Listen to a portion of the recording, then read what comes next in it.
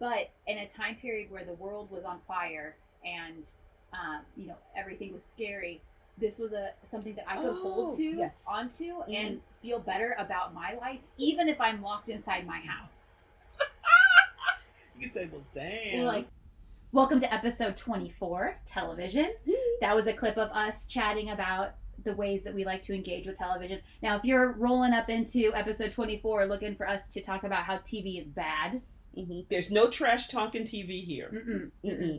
We just enjoy chat. We're going to chat about all the different ways in which we can engage with television and enjoy it. Exactly.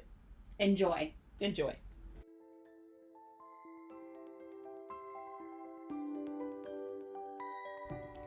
Welcome to the Witchy Wit podcast, where we look at life through a witchy lens. I'm Kimberlyn. I'm Leilani.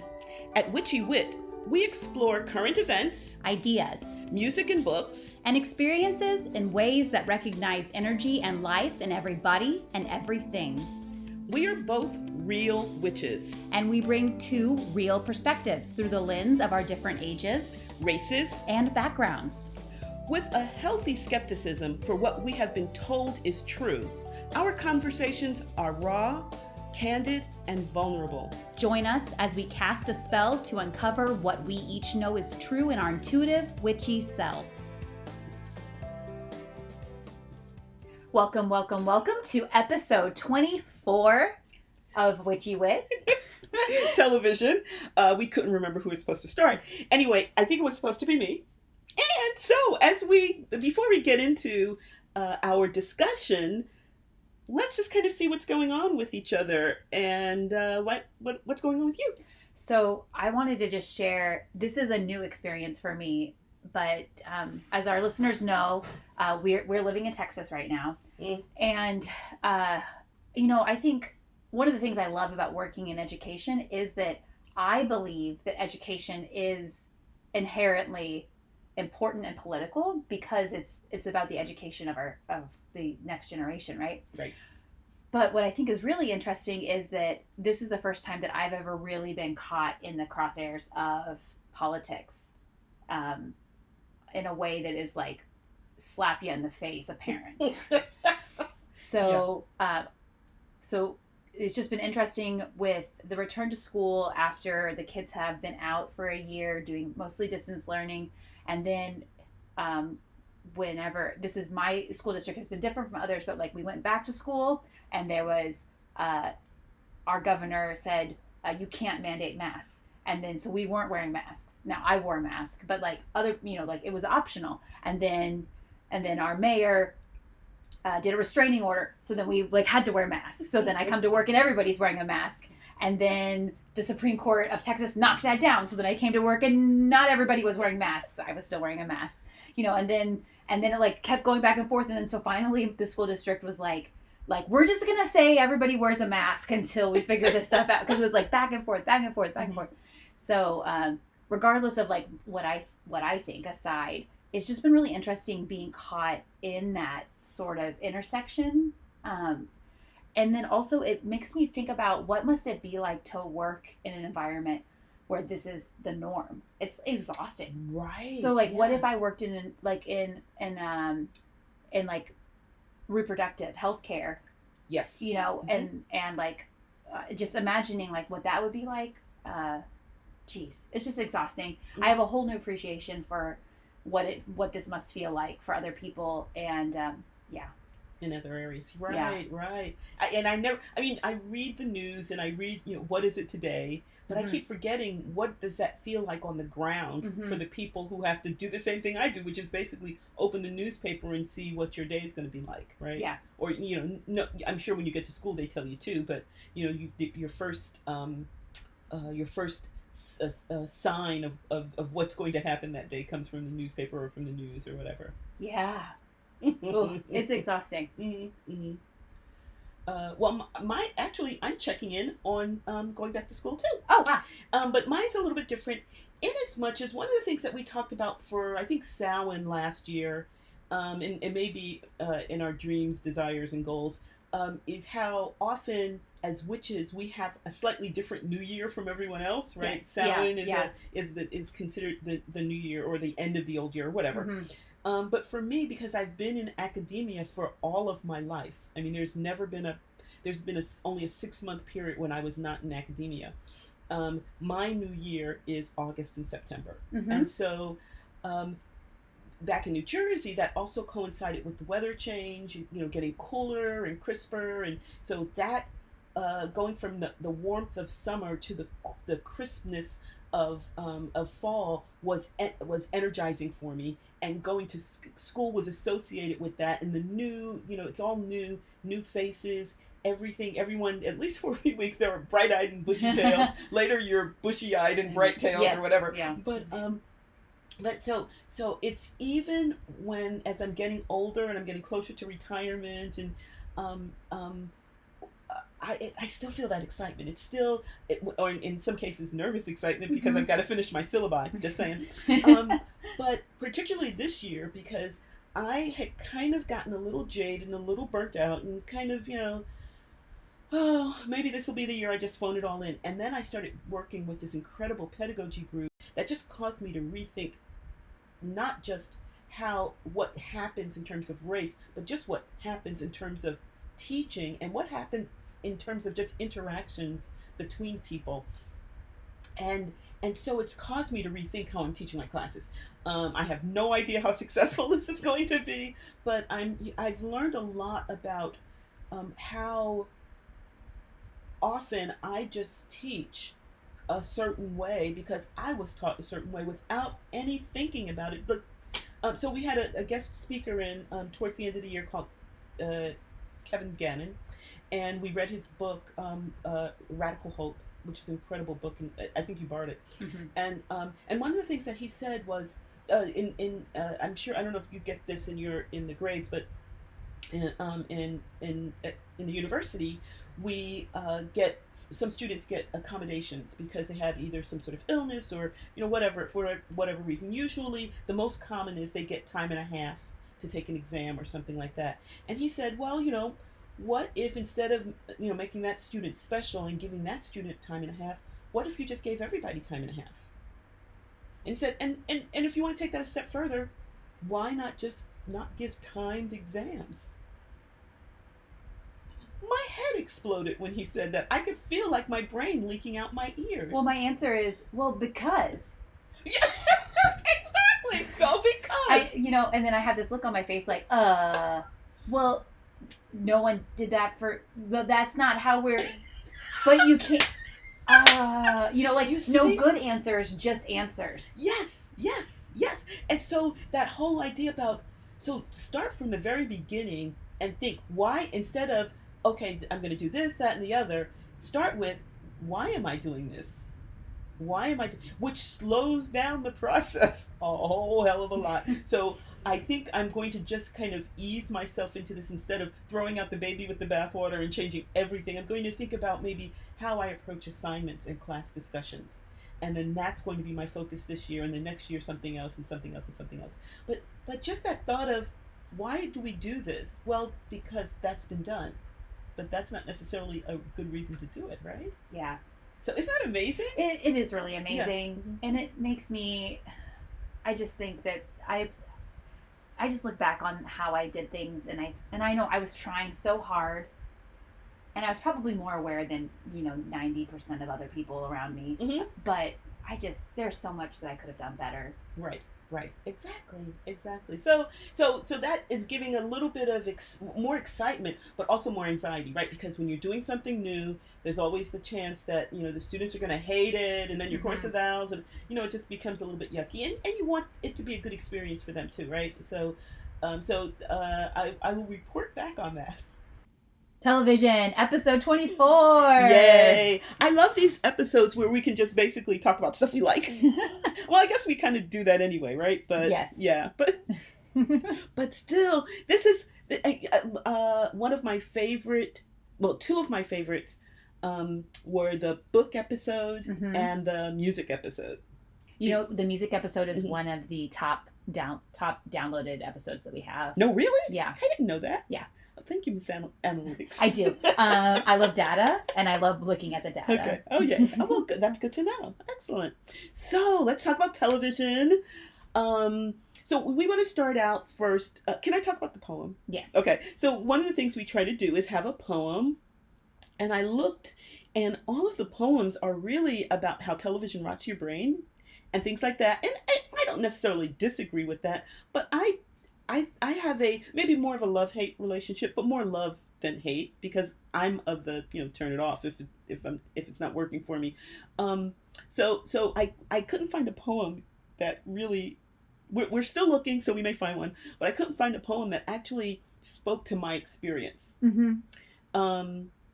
So let's talk about our experiences. Yeah, and one thing I want to say about that is that I feel a lot about television the same way I feel about social media and other things that can enrich our lives, but that can also distract us. Right. And like one of the things that I was thinking about in preparation to this episode was our group's agreements, and we have an agreement that used to be about numbing out, but it used to be framed in a way that was not to use drugs and alcohol during our rituals, and we have since changed it in a way that I love, because now it's framed as being present and not numbing out, and because there are a ton of ways to numb out and avoid things, avoid thinking about things or doing things.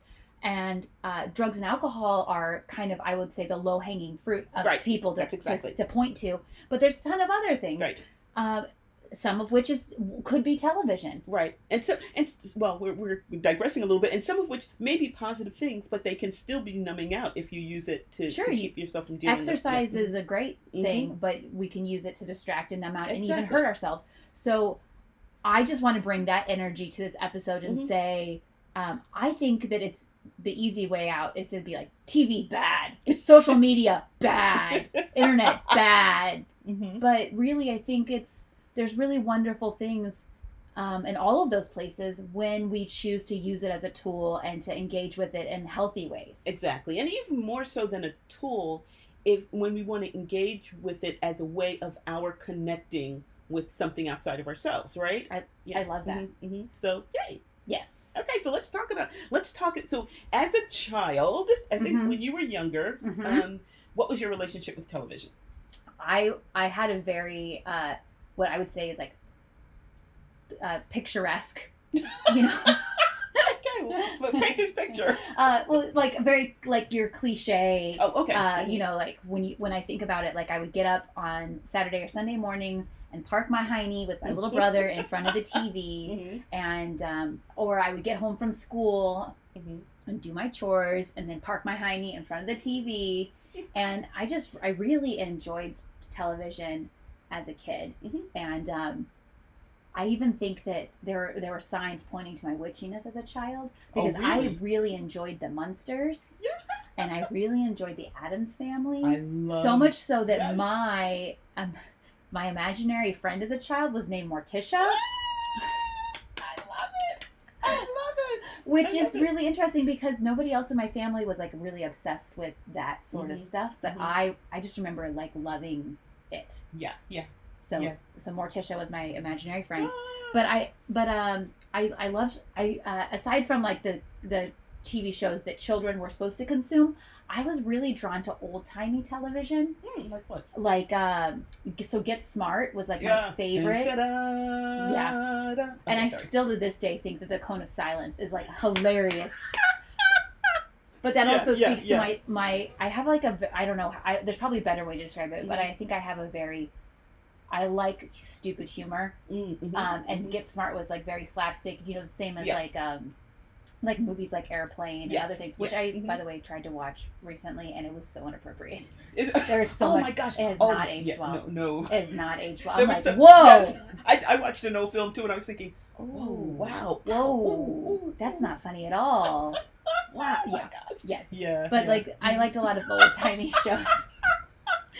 Some of which were black and white, but I don't know. I still to this day don't really know why I liked them, but I really did like them. And then I liked Laverne and Shirley, and what modern day Leilani says about child Leilani. I enjoyed the two women Mm-hmm. like living on their own and that Yes. like that Yes. sort of stuff. Like Yes. maybe budding feminist Leilani was Mhm.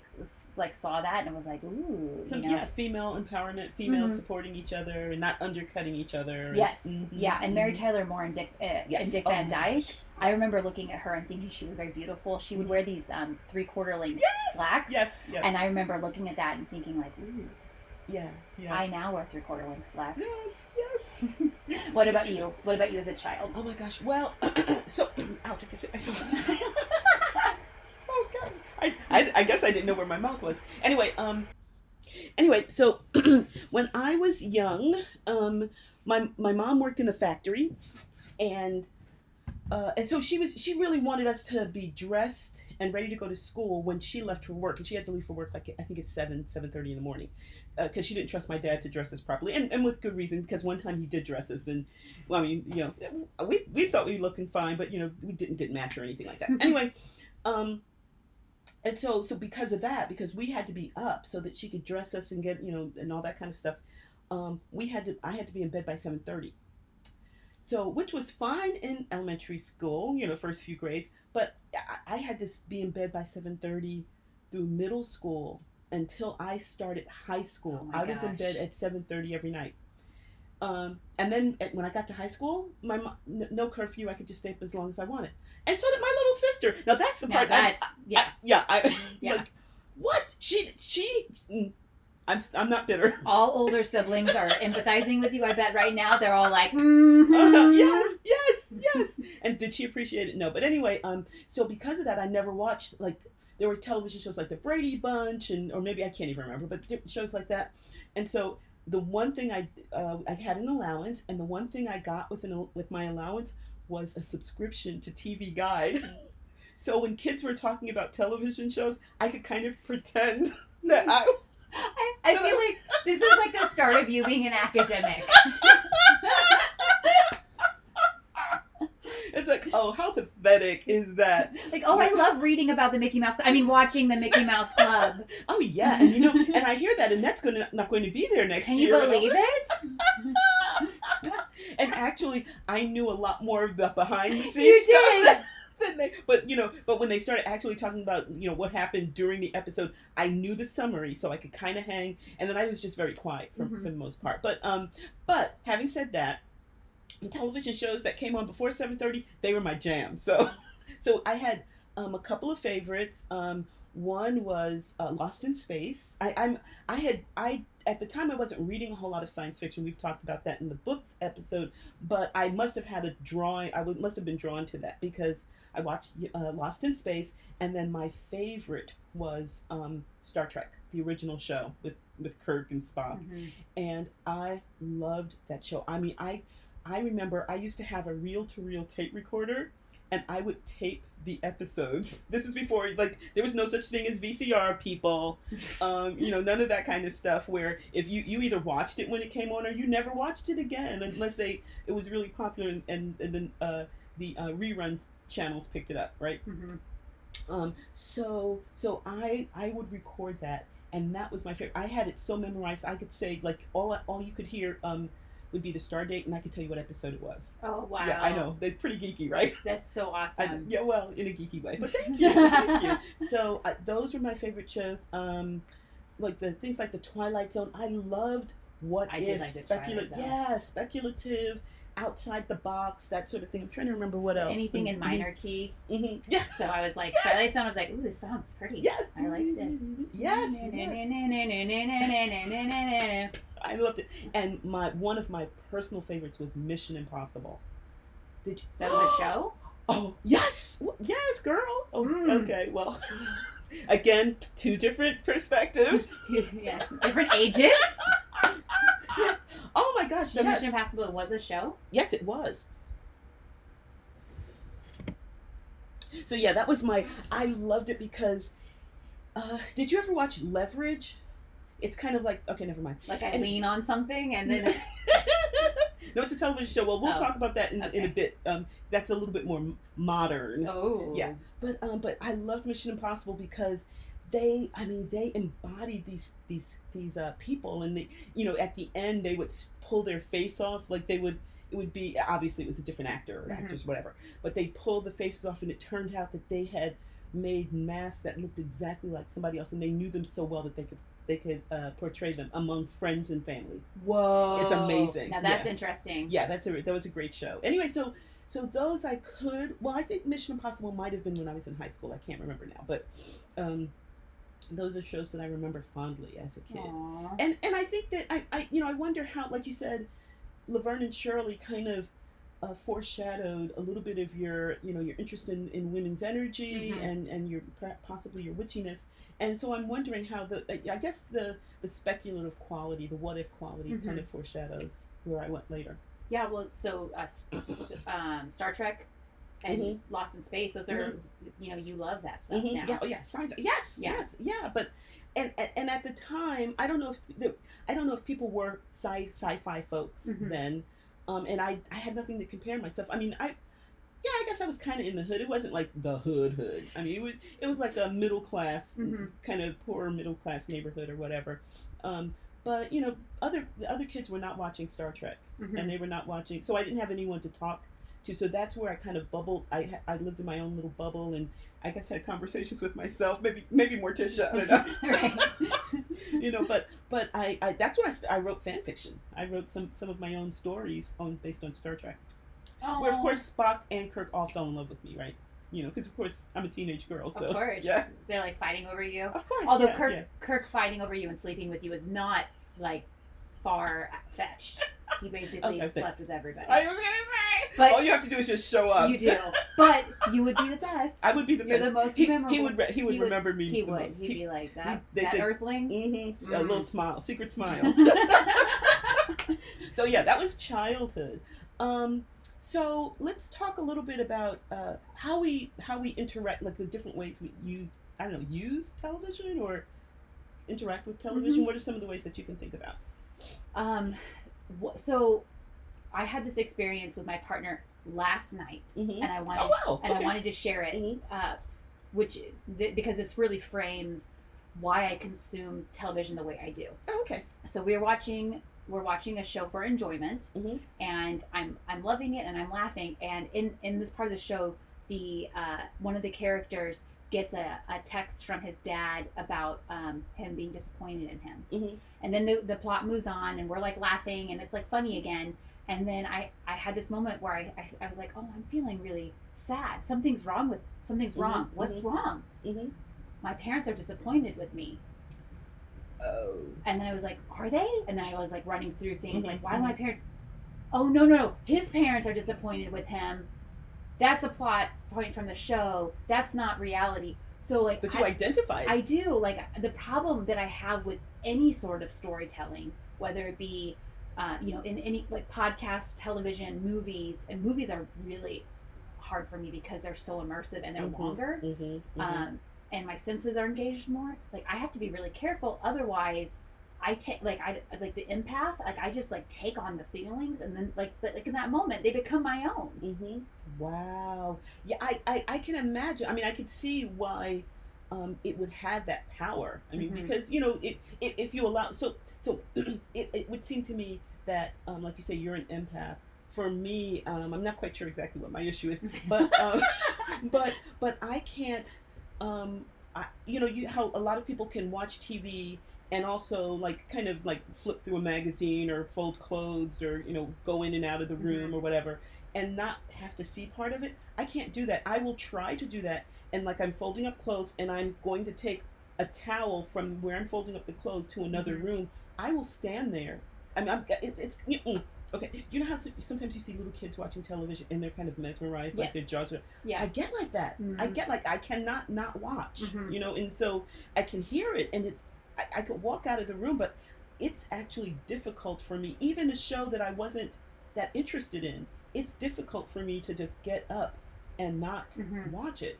So fortunately nowadays with the DVD, I mean the DVR, you can just pause it. But I mean it takes me forever to watch a show because and it's not even shows that I really, really like.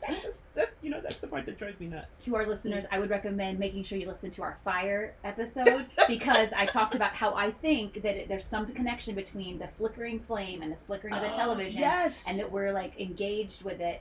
I have nothing to back that up. That is not my area of study, but as a witch, I think that might be true. Energetically, that makes so much sense. And yes, and it's people, right? And I'm very interested in people, and I like to be with people. And so, even though these are perfect strangers who are 2D, not anymore nowadays, Right. but they're in a little box. They're not friends of mine. I don't know them. I'll never see them again in some cases. I feel like I've got to watch their stories, and that I get drawn into it, and I need to see what's going to happen to them. So for me, one of the things we talked about is that television, it's like anything else. It can be a positive, it can be a negative. So the negative for me is that I just get caught up in it, even when I don't necessarily want to be. I love that we both get caught up in it, but just in different ways. Yes. That's so cool. I know. Okay, I'm going to jump in, and I'm just going to like rip the Band-Aid off and admit. Okay. I'm just going to straight up admit to it. Television as just a distraction to unplug, brain candy, just, rot my brain. I watched The Tiger King. I'm just going to admit it. You and millions of other people, apparently, particularly during the pandemic. We were all trapped inside. It was during the pandemic, and it was when lockdown first happened, and I was trapped in my house, and oh my gosh! So is that? I didn't. So I don't know. Was it reality TV or was it scripted TV or? I mean, it was reality TV. Okay. In that other people's reality is not reality. Okay, but it was reality TV. Okay, well, but it was following a real life person doing whatever their real life supposedly was. Okay. If you like watching a train wreck that crashes into really a highway, that crashes off of a bridge with some like exploding. So is this something I could watch one episode of and kind of understand why people were mesmerized by it? Yeah. And walk away? Yes. Okay. Yeah, and my experience of it was. I probably never would have watched. I know I wouldn't have watched it if it weren't for the pandemic. But in a time period where the world was on fire and everything was scary, this was something that I could hold onto, and feel better about my life, even if I'm locked inside my house. You could say, "Well, damn." Well, like, wow, at least I have all my teeth and. Like my arm didn't get bit off by a tiger, and like good times. Like I'm not living in a shed. Like there were all these things that were happening, and I was like, wow, this is wow. Okay. So it wasn't coming from the highest part of myself, but coping in a time period like that, it was okay. It's like, it's like we talked about numbing out. It's like food. There's sometimes you go to a super expensive restaurant and where you get like little amuse-bouche, and you have that and you sit and you savor and sometimes you go to all you can eat and you just like chow down and fortunately television has that variety, right? Because one of the things I had kind of gotten out of the habit of watching TV, I would basically what I did when I graded, I would have television on for noise in the background, but I would turn to something that I could kind of watch a little bit and go back in. So National Geographic, Ancient Aliens, just saying. Aliens. And how, like the Egyptian, they were really aliens, but the Egyptians thought they were gods and stuff like that. So stuff like that, and where they show how, the heads on Easter Island, that kind of stuff, because you can kind of come up, emerge for a minute, you got your breath, watch a little bit, and then go back to grading. It doesn't distract you. Other things when I'm trying to grade are way too. I can't. I just can't. I was saying all of this because we were talking about distraction and numbing out TV. Yeah, but one of the things this past year, we're going to talk a little bit about how we use television as a form of connection. One of the things I've done this past year is because I've been doing some stuff with my friend. I've been watching a lot of good television. We've been on like Netflix and Stars and all of these things, and they'll have 40 television shows, and I'll only watch one. But it's incredibly well crafted, well written. So I think this past year I've kind of fallen back in love with television. I kind of it wasn't that I was jaded or television is horrible. I just kind of just got out the habit. So let's talk a little bit about that if you. Okay. Yeah, okay. I do. Okay. I do want to. I don't mind. Good. Okay. So So one of the things, my friend Marilyn and I, she lives in Maryland, the state, but her name is Marilyn. So what we'll do is we'll watch. Right now we're watching Lupin. No. We're watching In Treatment. It's on the HBO Max or something. Anyway, we'll open a Zoom room so we can talk to. So we can watch it. Like one of us will run it off of their screen, so we're watching the same thing, and then we'll FaceTime each other. Oh. So we can talk and watch, and we make ourselves snacks. That's so fun. It's so much fun, and we've been watching. We started this with This Is Us. And because we kept trying to start where we'd left off, but it's so confusing. So we ended up going back a few seasons, and then we started watching other shows, and it's just this really good quality television out there, and it's a wonderful opportunity to just sit. It's almost like we're sitting in the same room. It has to be almost exactly the same. It's very communal. That's so wonderful. And because we're talking for hours on end, because it's FaceTime, and it's like you pay for it, it's your data or whatever.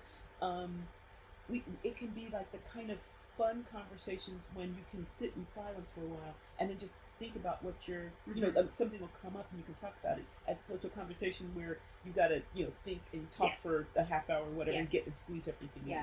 Which I think is the difference between like really getting some quality hangout time versus like the time when you're doing that, like you go see the movie and then you leave. So I love that for you. That's so cool. Yeah. So what kind of ways do you use television for connection? So for me, it's hard for me to find a show that I really like, but whenever that you really like, that I really like, and because I'm, for better or for worse, I'm very go. Yeah. You know. Yes, you. Like yes, if, you are. If I have spare time at home, I'm more likely I'm more likely to either journal or do tarot, tarot this year or something else, or a handstand. Like let's do a handstand workout. Then like sit and enjoy something. But whenever I find a TV show that I really like, it's really fun for me because it's rare, and then I'm like, ooh, yay! Yeah. So like TV shows that I have really liked. I love Modern Family. Me too. I just love Modern Family, and so that was like one, and then it's been like this hiatus since Modern Family. And then I loved A Good Place. Oh yes, I've heard about that. And that was so good. I so enjoyed it, and then the last few episodes I just wept with like all these beautiful feelings, like so much so that I'm watching it with my partner that like we would have to take breaks, like mid episode, just like I have to stop it here, and then I would just cry. I need a moment. I would walk away, but that was so good. And then now the one that I'm so happy that we found another one that I really really like, and it's Ted Lasso. Really? Yeah. Is that okay? Tell me why, if you don't mind. I don't mind at all.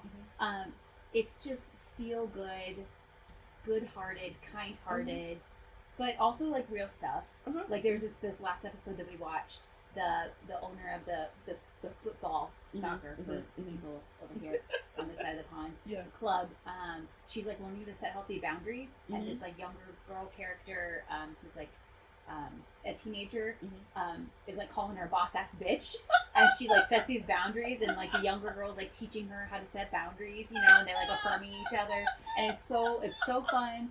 Yeah. But it's like heartfelt and I'm gonna watch them. But it's not just like empty heartfelt. Like it's not like a hollow. It's like even though it's heartfelt, there's still like good things going on in the plot. So it's just so fun to enjoy something enough that I want to invest. Right. Because if I don't, then I'm like, nah, and then like I will go to handstands or something. Yeah. Well, I totally get that, and I think I love hearing about television shows that friends have loved that I know I can then go and watch, as opposed to starting. It used to be, I don't know if they still do, but it used to be September was the start of the new season, and things have kind of moved away from that. But I remember, getting the TV guide or in the newspaper or whatever, and reading about the new shows and trying to decide if I wanted to watch it or not. Because again, you're making a commitment and all that sort of stuff. But I love it this way because that way, you can recommend and you can tell me what you like about it, and then I can make a decision. Yeah. And I've totally gotten out of that. Okay, I watched the show Tuesday night. Now I have to wait till next Tuesday night to watch it. That I can kind of binge it and see the progression of in a short period of time. So let's have a quick conversation about binge watching. Okay. Yes. Do you binge watch shows? Dang, yeah, girl. Really? And what does binge watching look like for you? Okay, so with my friend Marilyn, we will watch anywhere, depending on when we start our evening. We will watch anywhere from about. I think that the shortest we've watched is 2 hours. So it could be like in treatments, I think half-hour shows, right? So 4 episodes. And sometimes we'll start like on a Saturday afternoon and then go to like 1 in the morning, Sunday morning. God. Yeah. So yeah. How fun. A lot of fun. I love binge watching. I like to line up my little snacks, have my little drink. Do we have a little couple of moments and then we run to the bathroom, feed the dog, because I like to. Well, there's no delay of gratification, right? You get to see the next episode, and I like to kind of see it happen, not in real time, but in my time. So I'm all for binge watching. When Netflix first started that, oh golly, it has to be 10, 15 years ago now. I was like, yes. The show that I binge watched was Friday Night Lights. Oh, okay. Actually, I was a walk-on in Friday Night Lights. So what's a walk-on? I had a walk-on on the show. Like you were an extra? Yeah, an extra. Oh, okay. An extra. I was an extra. Okay. So anyway, so to kind of prepare. You're for so cool. To prepare for my walk-on. Oh yes. I decided to watch the show, and then it's like, oh, this is good. Oh, and I've also binge watched Glee. Oh. That wasn't necessarily a show that I loved the music, and I loved some of the characters. Some of them I thought were kind of caricatures. I loved the cheerleading coach, and she had a sister, I think, who had Down syndrome. Those were episodes where I would have to stop because I like really well up and cry, and they were just so sweet because she could be such a bitch with everybody else. And so warm and loving with her. Yeah. Anyway. Okay, take a guess with me. Do you think that I binge watch?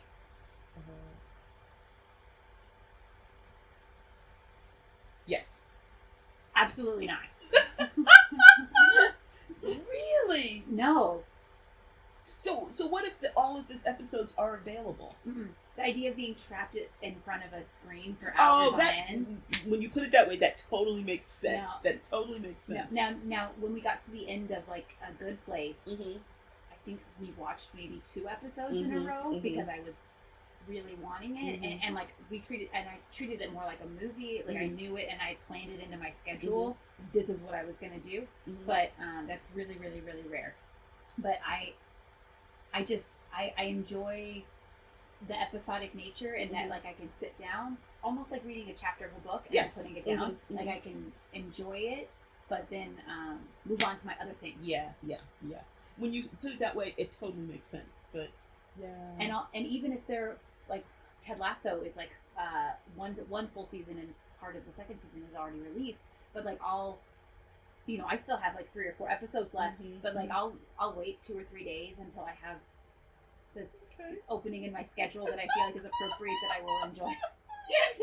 Oh my gosh, that is so funny. Just different. Well, you say it's like reading a chapter from the book. I remember when I got the Harry Potter books, a friend gave me like all 4 books, and my ex and I were down at the coast.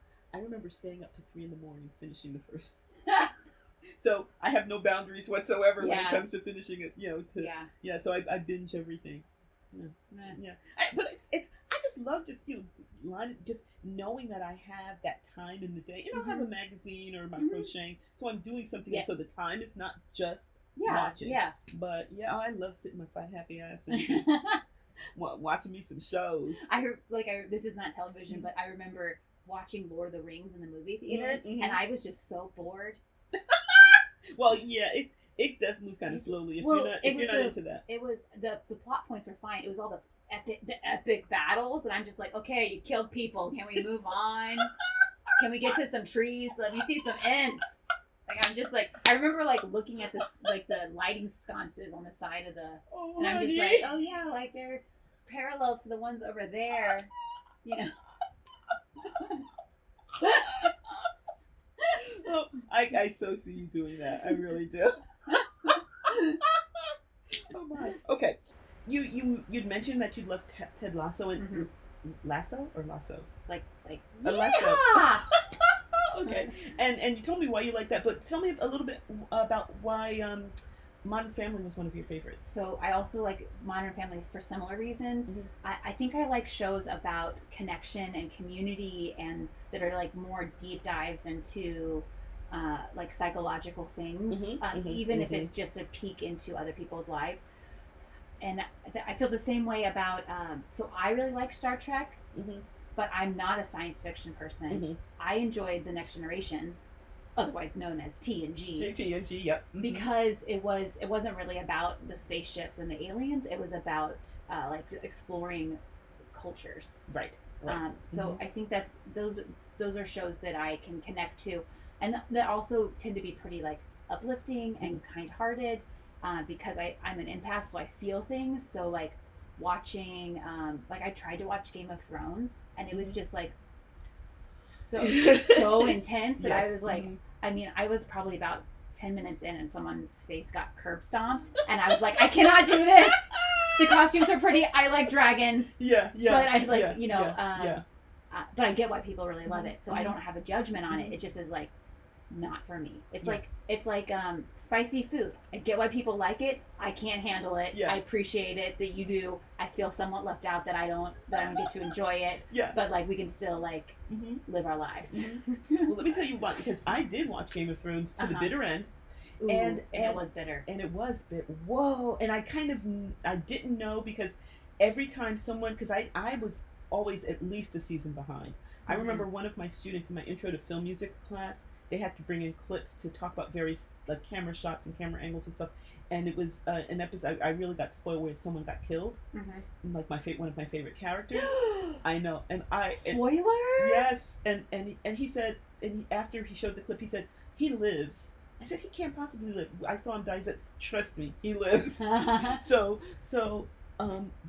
I said all of that to say that every time anyone said anything about it, I kind of put my fingers in my ears, la la la la, because I didn't want to know.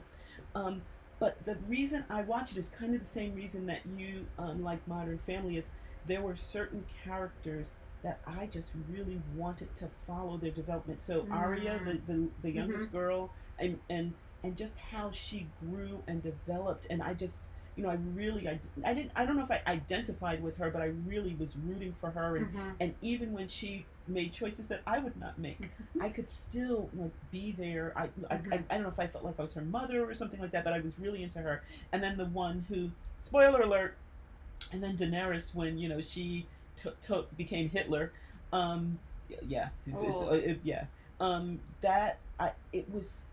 I remember thinking in this, everyone was saying, what a horrible thing, and how could they do this to this character and make her do this about face. I saw it in the second season, and so I was trying to negotiate this character that I really wanted to succeed, because she had been so crapped on beforehand, and then every time she made one of those choices that I wouldn't make, I'd say, okay, this is why, there's 31 flavors. She can do this, and I can still, like with Arya, but I followed her because I wanted so desperately to love that character, and because she was doing so many things right, and then I just started to fall away from her, but I had to watch her to the end, and so I hated my gosh, the violence, the blood spurting, and the whole bit, but just being able to see the character grow and develop, even if they didn't develop in a way that I appreciated, was something that I thought they did so well. They strung me to the bitter end. So I have a question for you, as a music-y person who literally has all of those degrees in music and stuff. Why is that opening song so good? because it starts in minor, it goes to major. It starts in minor? Yes. I love minor music. No wonder I loved it so much. I'm like, I don't even like this show, but I love this song. Yeah. It's actually kind of more modal, but which is minor with jazz. Okay? I don't know what the difference is, but okay, cool. But yeah, and then it goes into major and goes back and forth. So it has this kind of energy, which is hard, which people often don't associate with minor, but it has this incredible energy because the rhythm is a little asymmetrical, and or the length of the phrases are slightly off. Okay, and then just when you kind of get used to that energy in minor, they go into major for a little bit, and I love the composer of that wrote the music for a couple of other shows, and anything he writes for, I love the music. He's an incredible composer. Wow. So yeah, I love that opening. Wow, thank you so much for explaining it to me. Sure, because I was like, this is wonderful. I know it's. And I saw that they use that same kind of energy now with a couple of other shows. Now that I'm watching TV again, I'm seeing this like on Stars and things like that. But you know that opening where it really draws you into not the story. See, a lot of times opening credits draw you into the story. They show you the characters, etc., etc. In this, they draw you into the underlying premises and emotions that are the basis of those characters. And so that's one of the things that I love about his music is that it just takes you deep. Well, I did not like the show, and I didn't engage with the show, but man, that song. Yeah, and a lot of the music, I think I'll check and see if I have a playlist on Spotify I can send you to. But it's pretty amazing. Yeah. That's so cool. Thanks for nerding out about that. That's what musicologists do. Yeah. Oh, so a couple of other shows that I really like, and they really fall along.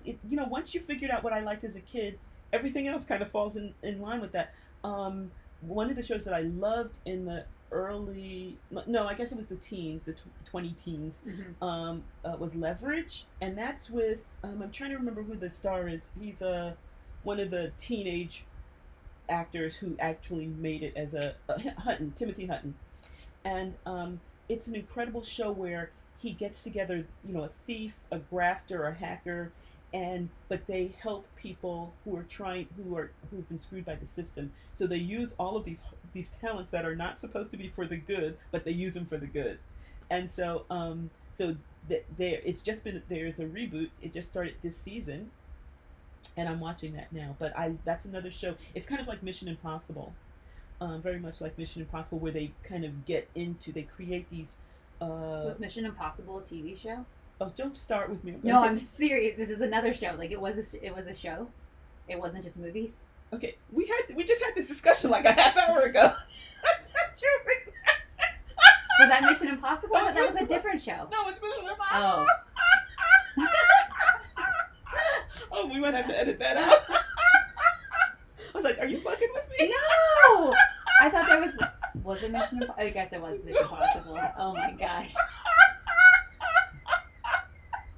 Well, you said Lost in Space was a TV show, and I just thought that was a movie. So apparently that's a TV show. Yeah, it's a TV show too. Anyways, okay. Moving on. Oh my god. Anyway, so it's a great show, but it's along that same line as Mission Impossible, where so the premise was, since one of them is a grifter, is that they have a con. So there's always this elaborate scenario that they create. So basically, the person that they're trying to scam, they just use what that person is like to scam them. So they know that person, and they create a scam around that. So all of the episodes were like the Ethiopian con, where it's like I'm an Ethiopian prince, and so they base it on real, apparently real types of cons, and then they use it to make something right for somebody who's been screwed by the system. Oh. And so it's and they they embody different characters and things like that. So it's pretty amazing. I like that. And just like Mission Impossible, which is a television show. Which is apparently a television show. Okay. Yeah. Good to know. Yeah. Go ahead. No, go ahead. So I realized as I was thinking about TV as we were getting ready for this episode that I was thinking about how I really like nonfiction books and I like poetry, and then I also like nonfiction podcasts. Mhm.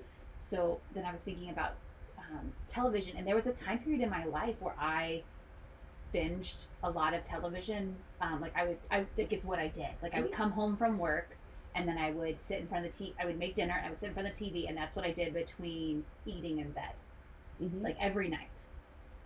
Which is weird because that's not who I am now, and it's not who I've been for a really long time. But it was an interesting time period in my life. Yeah, yeah. But the shows that I would like watch, I would just turn on the TV and then like watch like whatever TLC had on, and it was like Say Yes to the Dress and Parking Wars, which was like this thing like that followed parking meter people, like who would like give you tickets for like expired parking meters. So the conflict would be when they'd get somebody and someone would start yelling at them? Yeah, or they were like booting their car, and someone would be like, "No, don't boot my car," and he'd be like, "You're parked in the no parking thing." No, and then they'd argue. I know, which like, but it's interesting to me. Like I look back on that, and I'm like, I really would watch like an hour of Say Yes to the Dress, and then Parking Wars, and like, wow. Yeah. I'm trying. Well, for me, I kind of went through that period. In my case, I think I was going through a little bit of depression, but whatever. Where I'd come home. Samesies. Yeah, well, you know. There we go. We that's another That's episode. another episode. But I'd come home. I'd kind of do the same thing. I'd fix myself a drink. There was a whole lot of maybe not the best behaviors. I'd fix myself a drink, and I'd watch Law and Order. And it's hard to not binge watch. Is that the dun dun? Yeah, okay. Because you think, okay, I'm just going to watch one episode, then I'm going to get up, make myself a real meal, do some work, and then go to bed. And then 3 hours later, because as one episode's going off, you hear dun dun, and it's like, you can't not watch. The next episode's starting, and they hook you so quickly that they have whoever does their script writing, the first 10 seconds or 12 seconds, you start watching. You get drawn in. It's usually whoever the people are that discover the body, but like you get drawn into their story so quickly. It's incredible writing. It's like people who write really good short stories where you just fall right into it. You get immersed in it. And so I would 4 hours later, I will have eaten something that I just grabbed out of the refrigerator. It's like this, not the best behavior. So that's the kind of behavior that people talk about when they say don't watch television, because I wasn't doing it well. And I think that's interesting that you and I both can identify time periods in our life where we have enjoyed television as something to enjoy, something to augment, and something to appreciate, like you said, the amuse-bouche, right? And that even if you're doing it for hours on end with your friend, but then it sounds like we both have also engaged in using television as like a numbing out agent. Oh, right, very much so, and it can be all of those things. That's the beauty of it. And so when people say, "Oh, I don't have a television in my house," I was like, "Okay, well, that's a nice choice, interesting choice." I do have I have 2 televisions in my house. I don't know. Well, anyway, but yeah, and so and there's this element of snobbery that's involved when people start talking about television. The first will be, sometimes people will say things like, "Oh, well, I don't have a television," which is fine. But some people say, "Well, I only watch PBS." I was like, "Oh, okay, that's also okay, that's a choice too." And then there's people, like me. I'm inconsistent. I could have said a year and a half, 2 years ago, I barely watch television, but I don't consider that an element of saying what I don't necessarily feel like that tells you anything about me as a person. It might tell you where I am at that point in my life or something, but I think some people take that as kind of a statement about their quality or status. Does that make sense? It does. It makes total sense. Haters gonna hate, and I just think like, so I don't own a television, and I haven't for a long time. Wait, how are you watching all this television? Well, I did. Well, during the time when I numbed out and watched Parking Wars and Say Yes to the Dress, I did have a television. I had multiple televisions in my house. Okay, gotcha. But since my divorce, I haven't had any televisions. Like, he took them when he left, and then for a while, I couldn't afford to replace them. But then I just never. Then I changed my habits, and also, stopped being depressed. Right. Well, yeah, that often helps. But my partner has an iPad. So streamed television. Yeah, which has changed my. Yes, oh my gosh. Yes. But I just think Yeah. haters gonna hate. People are gonna throw shade, and Mm-hmm. it doesn't, and it drives me bonkers when people are like, "Oh, I don't own a television," or "Oh, I don't watch TV," or "Oh, I don't eat fast food," or "Oh, I'm a vegan," or like whatever bullshit people want to feel high and mighty about. They're going to, because it's like the television is not the problem. Exactly. Having enjoying. I don't know, like enjoying people like love Whataburger, which is like a certain type of burger chain we have in Texas. Enjoying a honey butter chicken biscuit from Whataburger, like whatever, like sounds kind of interesting. I might follow you out. People love honey butter chicken biscuits from Whataburger.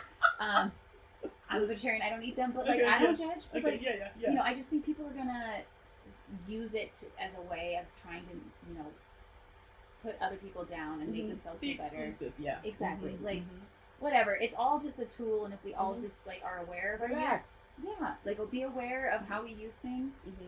And I think that's a lot of it is like we were talking about different ways of participating or in being involved with engaging with television. For comfort, for or maybe we didn't say that, I don't know, but for connection, just for enjoyment, and sometimes to numb out. And that's, I think that's a lot of it, but it has nothing to do with the television. It has everything to do with the person, right? Preach! Amen. So I think, but again, people, like you say, haters gonna hate. People will use anything to be exclusive, right? It's like, I don't hardly watch any television at all, okay, whatever. All of our exclusive people have English, like bad English accents. Or whatever. I don't know. That's bad French. Yeah. So, but that, that idea is, I have this, or I am this, and you're not. And so people will do that with television as well. And there's some pretty bad television out there, right? Sure. So, I can see why, but I think, that idea of kind of throwing the baby out with the bathwater, just lumping it all together, it might be easy, but it's not necessarily factual or not necessarily reflective of what's out there. And I think in this conversation with you, and in my life in general, it's been a really wonderful practice for me to remove the judgment and to just be mindful and to enjoy the fact that I have the luxury of this sort of entertainment. Yes. And enjoy it and appreciate it. And even if my coworkers don't watch the same things as me or have different watching habits, like just appreciating that, like what a luxury it is that I get to have this. Exactly. So you shared your guilty pleasure, which I assume was the Tiger King. No, Tiger. It was Tiger King. Okay. My I can't believe I admitted it. But okay, what is yours? But we love you, girl. Thank you. Mine was Outlander.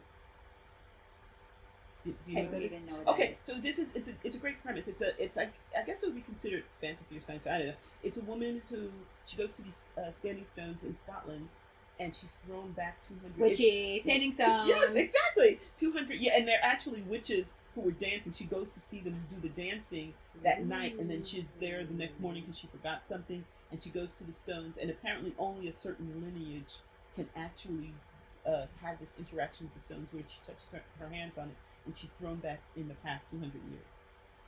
Yeah, so but the guilty pleasure about this is that there's a lot of sex. And I had not watched television for many, years, and I guess I watched network television and stuff, and some stuff, and like to me, Game of Thrones was really, really racy, but it was HBO, right? And Starz is also a paid, but I hadn't watched anything other than HBO, so I didn't realize, how much television had changed. Oh. So the first time I saw a naked man, and not just his back, but his front. What? I was you like, can do that on TV? On Starz, you can apparently. No way. Yeah. Yes, I did. I was like, yes, you did. Yeah. I was like, that's not his hat. Well, hot damn. Was it a hot damn or was it like not hot damn? No, it was a hot damn. Oh, hot damn! But it really was like, no, he didn't.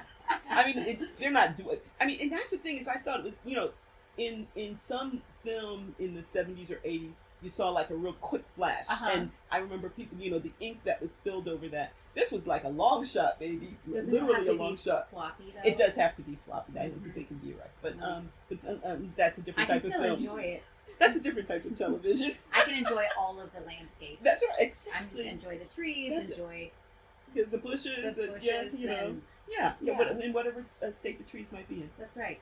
So, but there's a lot of sex. And it's actually gotten to, because, when first it's very titillating. It's like, oh my God, it's sex scene. It's like, after a while I just started fast forwarding. It's like me with the battle scenes in Lord of the Rings. I'm like, I get it. It's an epic battle. Move on. But I never thought I'd get to a stage where, it's like I'm not like, it's a sex scene, but it's like, no. No, it's okay. I know. I get it. Y'all really like each other. I get it. The pipes work. Moving on. But that was such, I said, wow, yeah. That a show where there's actually too much sex. Dang, television's changed. There you go. It has changed, and I'm kind of catching up. So I'm imagining people like you telling people hundreds of years ago, there will be forms of entertainment, and you will be tired of the sex, and they're all like, what? What? No way. No. Yeah. Not even 100 years ago, like 20 years You're ago. tired Oh my of the gosh. floppy wieners. Like, you gotta move on. Like what? No. Yes. Yes. Oh my gosh. So anyway, Outlander was my guilty pleasure. We hope you have enjoyed the magic that has unfolded here at Witchy Wit. It would be great if you would help make Witchy Wit possible and get access to exclusive content by donating on Patreon. We'd love it if you join our witchy community and enjoy shareable content on Instagram, Facebook, and YouTube. Would you do us a big favor and support us by rating and reviewing us wherever you get your podcasts? It's free and helps witchy folks find us. Feel free to email us at witchywitpodcast@gmail.com. We love to hear from our community. Reach out and let us know what's brewing in your cauldron. New episodes are released every second and fourth Friday. Follow us on your favorite podcasting platform so our episodes go right to your playlist. You can listen as you ride your broom. Stay witchy, y'all!